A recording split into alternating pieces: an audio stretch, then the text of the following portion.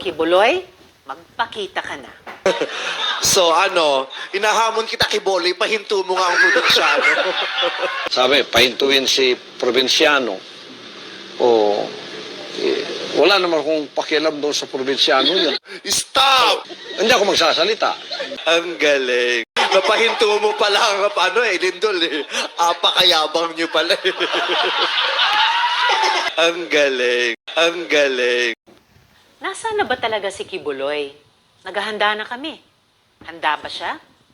Kung handa na siya, magpakita na lang siya sa Senado. Siya ang sentro ng mga paratang ng mga biktima, kaya siya ang dapat sumagot.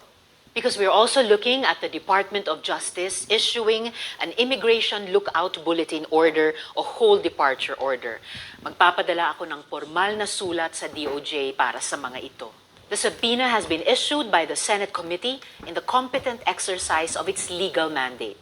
So, Kibuloy, magpakita ka na.